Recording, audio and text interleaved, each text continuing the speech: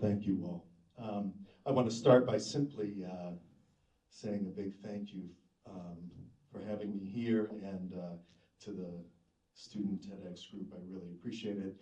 And I'm sincere in saying that I'm honored to be here, and I'm very, very humbled to be in the company of such great presenters. Really, really terrific. So, over the weekend, I attended a high school district music festival. And so what that was, it was students from all over Metro Boston, including Newton, and the whole eastern side of Massachusetts. And students would audition for placement in the various kind of honors ensembles. And so there was a concert band, a jazz ensemble, orchestra, and a choir. And the kids perform or rehearse all day Friday and all day, or the first part of Saturday, and then they put on a concert Saturday afternoon.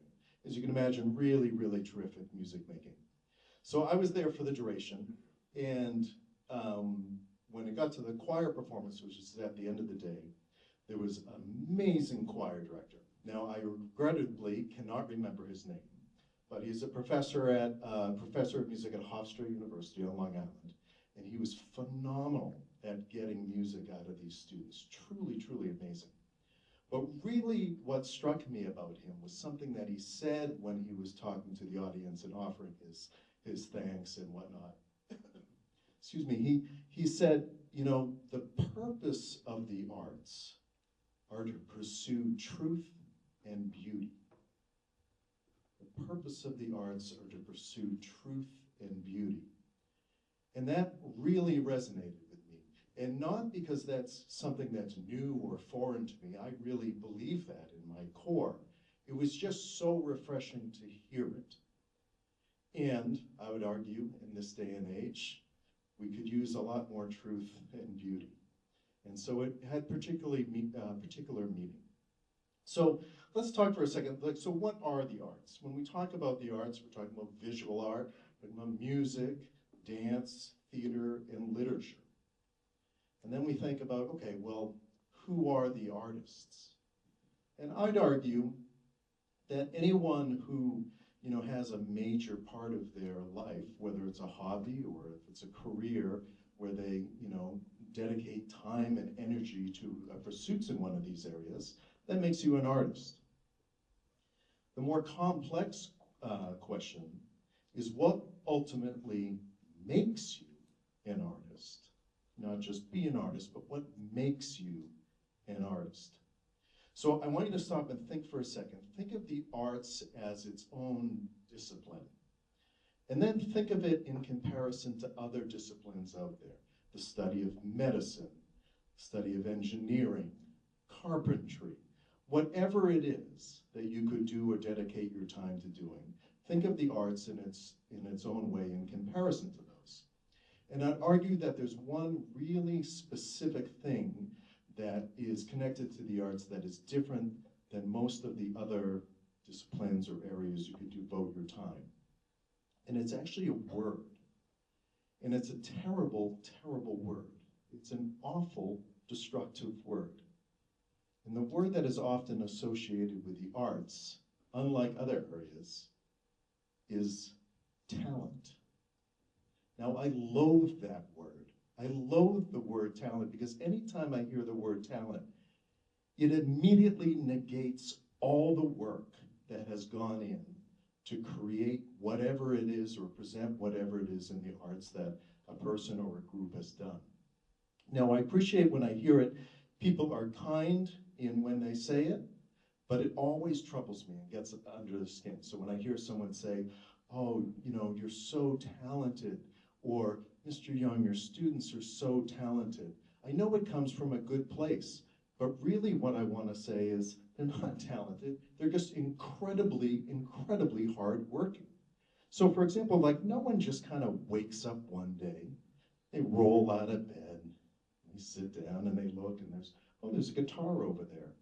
And they grab it and they strap it on and they just start playing and they go, oh my God, like I'm really good at this. Like that doesn't happen. It comes from work. So I I taught private music lessons for 19 years. And at the height of my teaching, I was teaching 52 private students a week. Yeah.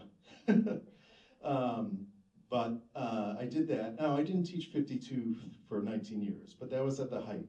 But some years ago, I was thinking about it, and I started doing some calculations, and I started figuring, well, you know, the school year is roughly, what, like 30, 35 weeks out of the year. You know, what's an average amount of students that I've taught over those years times 19? And I came up with a number, which I think is actually a conservative estimate, but I would guess that I have taught somewhere in the area of 15,000 private lessons in my day. Now, you may be familiar with the 10,000 hour kind of concept or idea, where if you put in 10,000 hours on a subject or study or practice, that you're an expert in that area. So if you believe in that, apparently I am an expert in private lessons. Now, why anyone care to have an expert in private lessons, I don't know, with the exception of one thing.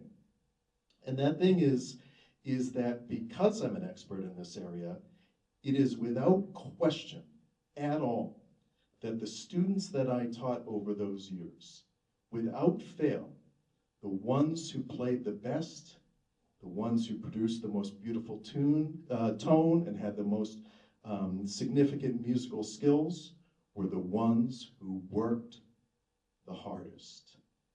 No question. Now, you may know another musician who's famous for 10,000 hours. You may have heard of him, Mozart. Mozart, you know, we think of him as this great child prodigy, you know, probably the most famous child prodigy, or one of them. And of course he was. He was doing all sorts of amazing things as a young person. He was writing symphonies at 9, 10 years old and whatnot. But one thing that we forget about Mozart is that, you know, his father Leopold was also a composer and a musician, and he was also an incredibly intense teacher of music to Mozart. So Mozart's a child prodigy doing things that we could only dream of as a very young person, but it's very likely that he completed his 10,000 hours of significant music study by the time he was 8 or 9 years old. So is he talented? Does he have some skill that others of us could never get? Or did he just work his tail off as a little kid? I kind of think the latter. The last thing I'll say, and this is intentionally lighthearted, but I do think it also illustrates the point.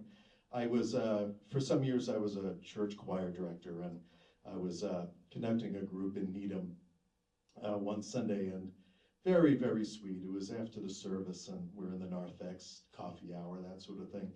And this very kind woman comes over to me, and she goes, "Todd," she goes, "I really, really felt God's presence with you and in the choir today." And of course, I'm like, "Oh, that's so kind of you. I appreciate it." Of course, in the back of my head, I'm thinking, you know, God may have been with the choir, but they certainly weren't with the tenor section, you know.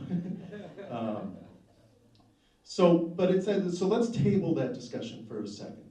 So thinking of the work ethic that goes into being an artist of any kind.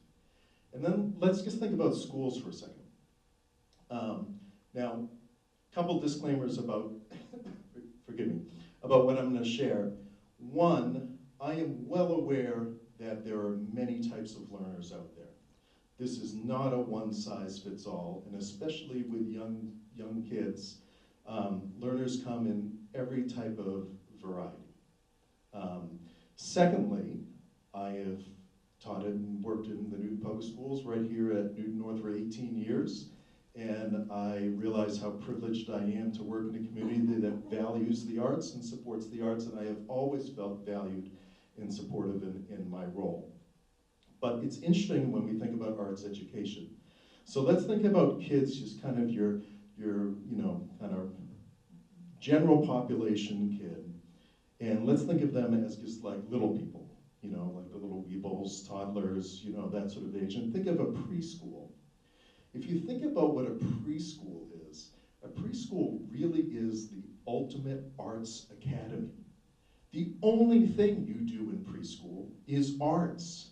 You draw, you paint, you play with clay, you wiggle and you dance and you sing and you learn how to like present to your others, when you can, be vocal and when you shouldn't be vocal. And you do that all within the community of learning how to communicate together and be a good citizen. That's pretty much the entirety of preschool is arts. And then something sad starts to happen.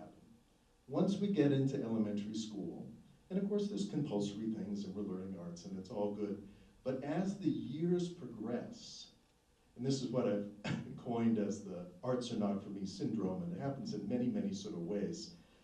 But really, as you go year by year in the arts, students are either somewhat forced out of it because there's simply not enough time to do all the things you want to do. That's just a reality of life. But also students begin to self-select themselves out. Well, my peer group doesn't want to do band, so I'm not going to do band, though I'd love to. My community of friends aren't really arts kids, so we don't really do that. And they start to slowly remove themselves out. And that kind of pyramid or that decline of enrollment or kids that think of themselves as artists of any kind decrease year by year by year. And then by the time you get here in high school, and even though I'm very proud of the program we have, and we do our darndest to make sure we're providing the best we can for kids, it actually ends up being a fairly small percentage of the school that is really, really connected into the arts as a major piece of their world. And that's always sad to me, because when you think of if the purpose of the arts is to pursue truth and beauty, we should all be pursuing truth and beauty. So how can we keep the arts central? And then you can imagine once you go beyond high school, and certainly into college and beyond, this is where I would argue we really start placing the talent word. Because it's such a small grouping of people who are really engaged in the arts, and we see them on stage or at an art place and we say, oh, they're so talented.